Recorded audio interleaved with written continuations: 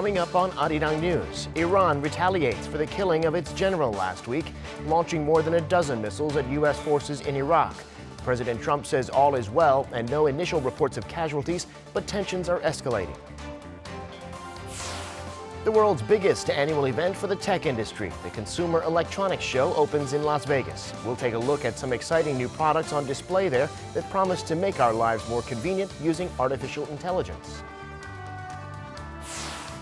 And South Korea's finance ministry says government institutions will boost their investment in the local economy by $5.5 billion this year to create jobs and encourage growth. It's 4 p.m. here in Seoul. Thanks for tuning in to Arirang News. I'm Devin Whiting. Early Wednesday morning local time, Iran launched missiles at air bases in Iraq housing U.S. forces. According to the Pentagon, at least 12 ballistic missiles were fired, but there were no immediate reports of any casualties there. In a television broadcast, Iran's Islamic Revolutionary Guard Corps described the attack as revenge for the killing of top Iranian General Qasem Soleimani. Following the strikes, the White House said it was monitoring the situation and consulting with the national security team. On Twitter, President Trump wrote, "All is well," and said he would make a statement to the nation Wednesday morning local time, which is just a few hours from now. The South Korean government is also keeping a close eye on the situation in the Middle East. The presidential office said it's closely monitoring the situation, and the foreign ministry is leading communication with Iran. The foreign ministry said, however, that South Korea is not yet considering a pullout of its nationals from Iraq, but it is ensuring the safety of South Koreans living in the region. The ministry also held an internal meeting on ways to deal with the Middle East tensions. And a passenger plane from Ukraine has crashed at Tehran's main airport with 180 people on board. The airport says the Boeing 737, operated by Ukraine International Airlines, stopped sending data almost immediately after taking off. Investigation and rescue teams are on site, but Iranian state television reports that all passengers and crew died and that the crash is thought to have been caused by a mechanical issue. The crash came just a few hours after Iran's missile launches against U.S. troops in Iraq. In other news, despite the long stall in talks between Pyongyang and Washington, U.S. Secretary of State Mike Pompeo says he's still hopeful that the two sides can reach a positive outcome. Kim Min-ji reports. The U.S. has expressed optimism for denuclearization talks with North Korea despite the lack of progress in their negotiations since last year. Speaking to reporters on Tuesday, U.S. Secretary of State Mike Pompeo said there weren't any provocations that were widely expected at the end of last year, adding that the two sides remain engaged and hopeful. North Korea, which you asked about, we still are hopeful that we will be able to head down a path. We still remain engaged and hopeful that we can have a conversation about how to get the denuclearization that Chairman Kim promised to President Trump back in 2018. Pompeo's remarks follow North Korea's threat to showcase a new strategic weapon after its unilateral year-end deadline for the U.S. to show more flexibility came and went without a much speculated provocation. Separately, a senior State Department official said it's a positive sign that the regime's missile tests have seen a significant reduction, saying 2019 was a good year and the U.S. believes this will continue.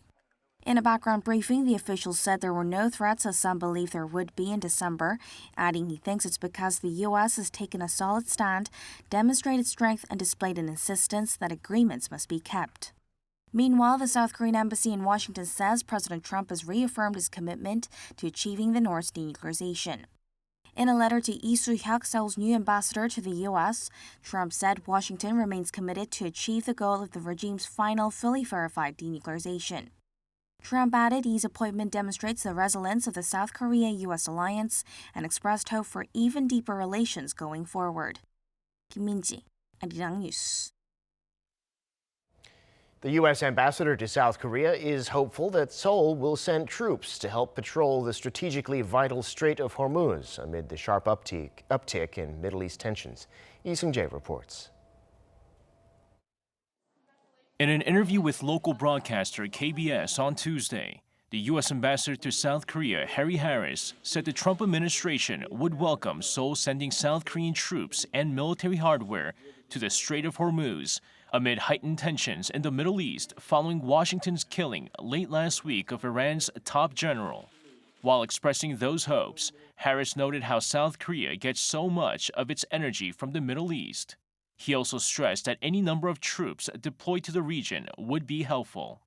The recent drone strike, which killed Iran's top general, has raised expectations that Washington will step up calls for its allies to contribute to maritime security operations in the waterway. The Strait of Hormuz hosts key shipping lanes for 20% of world oil trade and more than 70% of South Korea's oil imports. Earlier on Tuesday, Seoul's foreign ministry said no decision has been made on whether to send troops to the region, adding that an interagency review is underway in consideration of the need to protect South Korean ships and nationals that pass through the waterway. This comes as Seoul's top national security advisor, Chung Eui-yong, arrived in Washington on Tuesday for talks with his U.S. and Japanese counterparts following North Korea's renewed threats.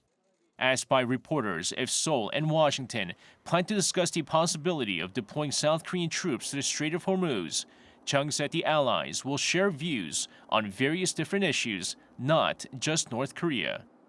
Lee Seung-jae, Arirang News. The film Parasite, South Korea's first to win the Palme d'Or and a Golden Globe, has been nominated for more international awards. Parasite's been nominated in the original screenplay category by the Writers Guild of America, which gives awards in 3 categories. The black comedy also received 4 nominations for the British Academy Film Awards. It was nominated for the BAFTAs for Best Film, Best Direction, Best Original Screenplay, and Best Foreign Language Film. A BAFTA has been won before by a South Korean film, The Handmaiden, by director Park Chan-wook in 2018. The awards ceremonies for both events will take place in early February.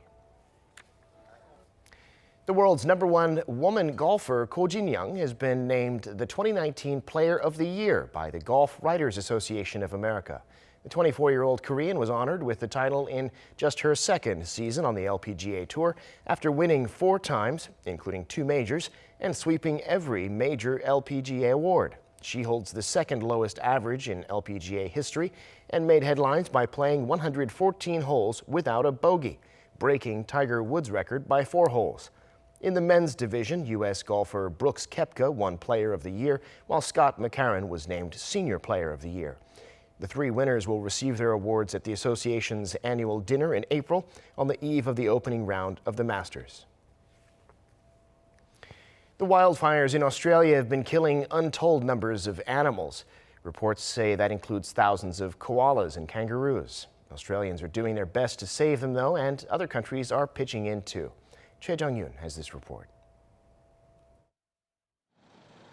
A koala walks past flames across an empty road, then climbs up the embankment and stops, dejected as the route ahead is blocked by fire. One woman grabs a koala from the tree and pours water over its burnt body. We need to start doing something to rebuild these wild populations as soon as we possibly can. You know, we really need somebody to make a decision on this and do what's needed. As wildfires continue to ravage Australia, some devastating numbers are emerging. At least 24 people killed, more than 50 million acres burned, over 1,400 homes destroyed. Most of all, the fires have taken a grisly toll on the country's wild animals. Up to 500 million are believed to have been killed in the blazes. According to some local biodiversity experts, this could even be the beginning of the extinction of koalas. An estimated 8,000 of them have died from the fires, accounting for 1/3 of all koalas in New South Wales. Residents and firefighters are doing all they can to save the animals. Australian communities have banded together to help find, feed, and rehabilitate survivors. Even the animals that survived, scampering away or hunkering down, may die from dehydration or starvation. For some, it's like losing a family. One woman who lost kangaroo sanctuary fears that dozens of the kangaroos have died. About 22 kangaroos have returned to the sanctuary, some with serious burns. I thought they were all gonna be dead. There was so much smoke and fire, and I didn't think there was gonna be any alive. And They've all got these amazing personalities and they're all individual and people don't understand what they're really like. And they're my family. It's like losing your family.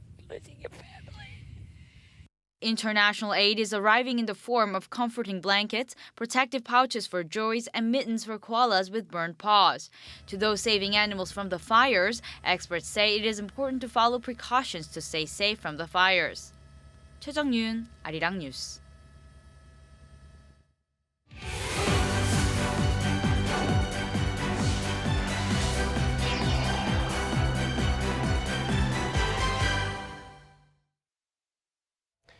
The future of consumer technology has arrived in Las Vegas at the annual Consumer Electronics Show. The world's largest IT exhibition opened Tuesday local time with some 4,500 companies from 155 countries showcasing their latest technologies. Flying cars from Hyundai Motor, portrait mode TV screens from Samsung, and the latest rollable TV screens from LG are just some of the most eye-catching items at the show. The running theme of the four-day exhibition is artificial intelligence in everything, as well as mobility and smart health solutions. Some truly amazing things to see at CES this year. Technologies that'll connect all kinds of devices throughout the home, bringing artificial intelligence into our everyday lives. Our Ko Jin-young reports from CES in Las Vegas. This may look like a softball, but it's actually a robot that follows you around, managing home security, controlling smart devices, and of course keeping you entertained.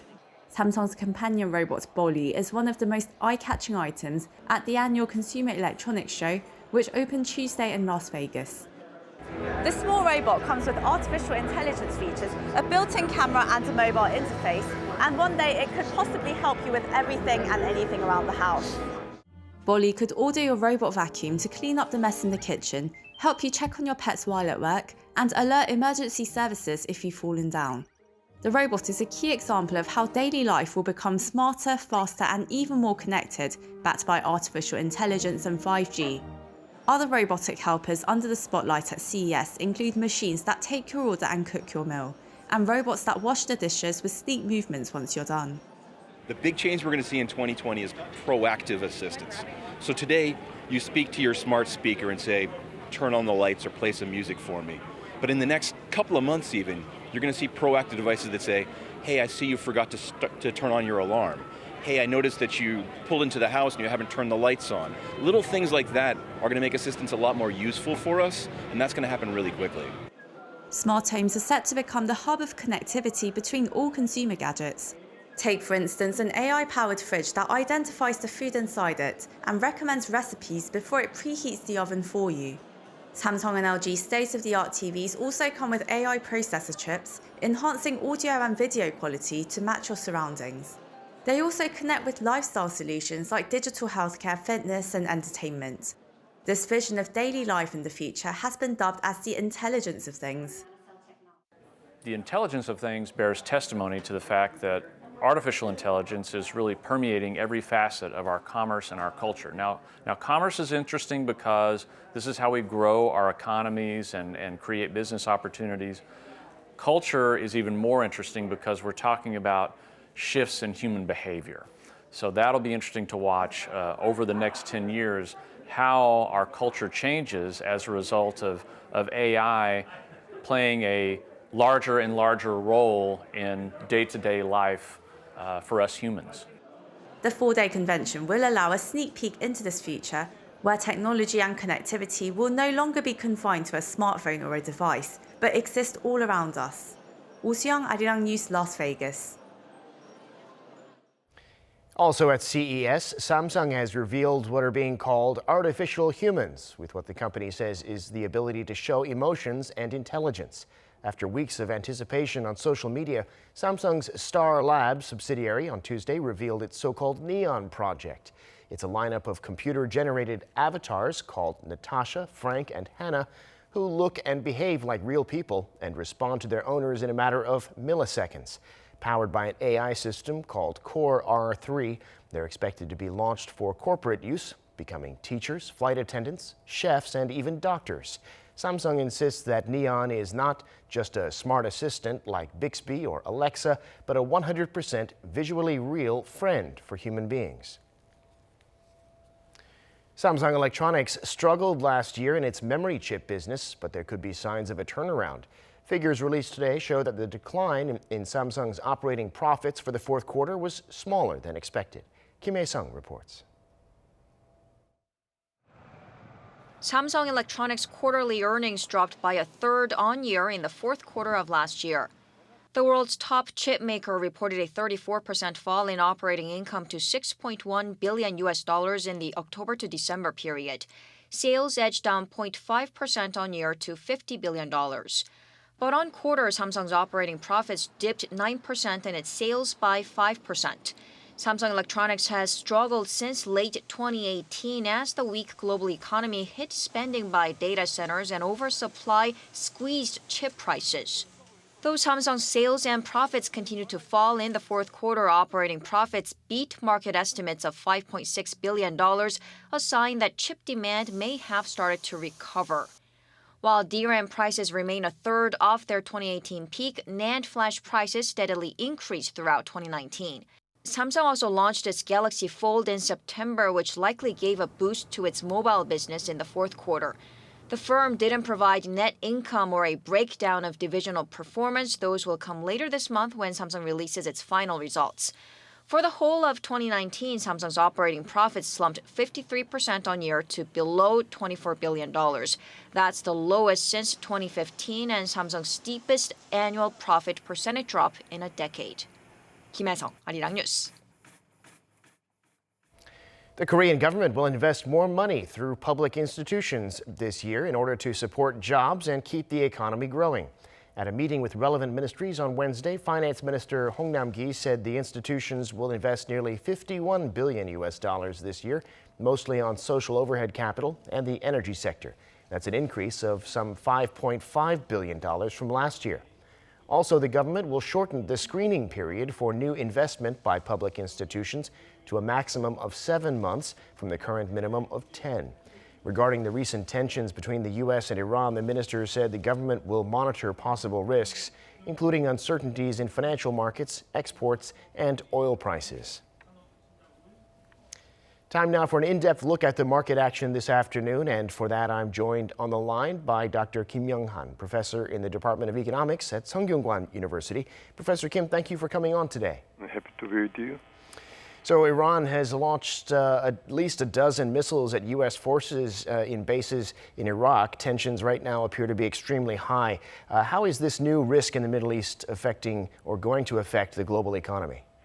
I think the global market has already responded in various aspects. Basically, financial market has responded in an active way, but although the scale was somewhat limited, but more important features can be observed in terms of the price trends in the oil markets and other gold market and commodity market.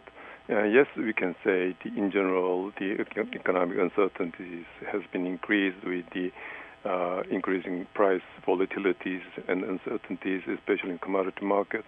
But in comparison to the earlier crisis, we can say in general the market response cannot really be described as a panic response, since Iranian kind of influence in the global oil market has been quite limited after a long time kind of pressure and the sanctions.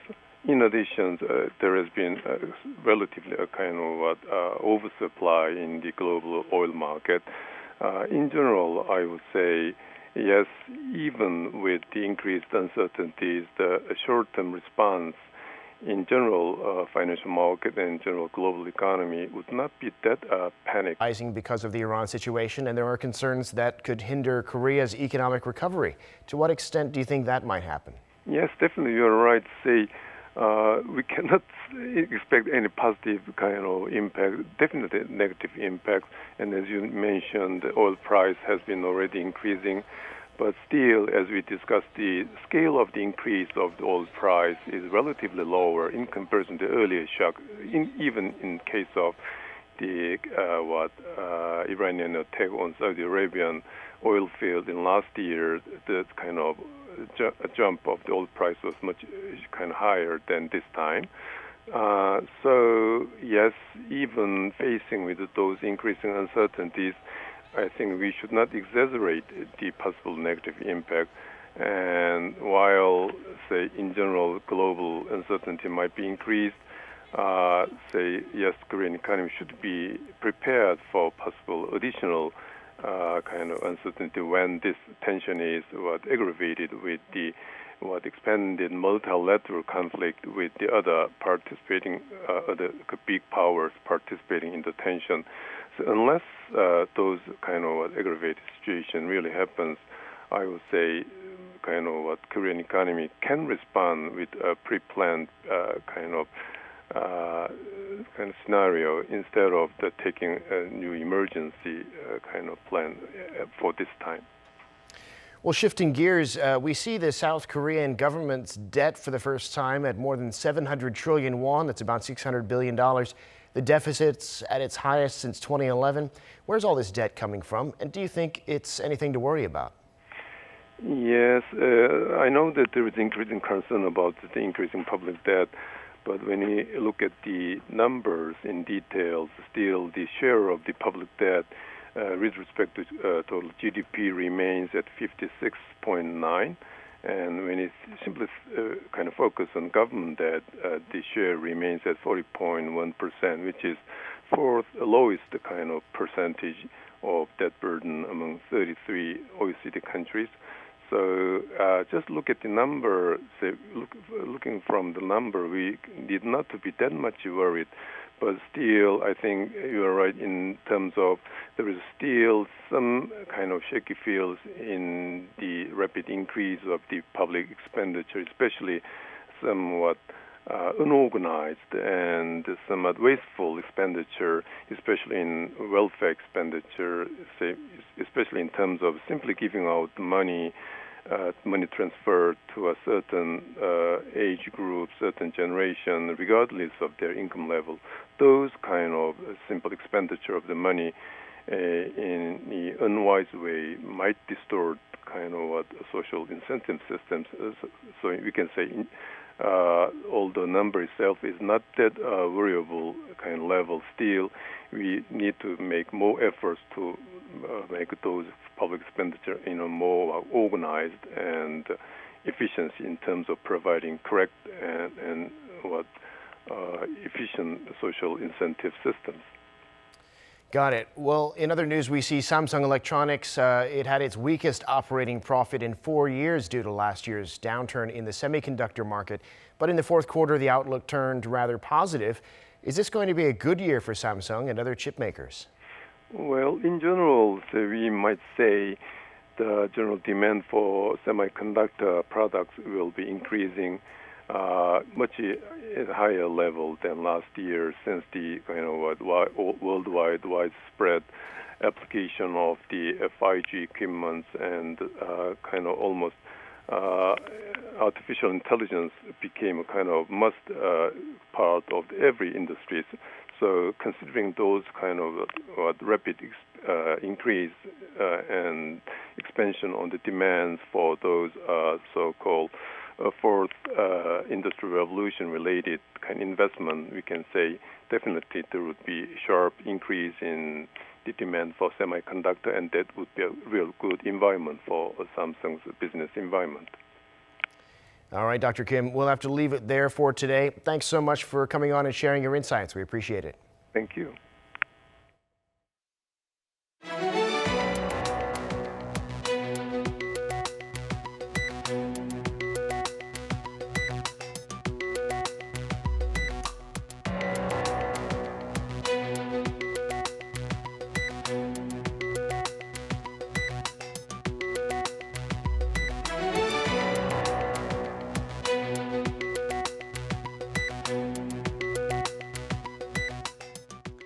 And that brings us to the end of this newscast. Thank you for watching. More live news coming your way at 7 p.m. Korea time.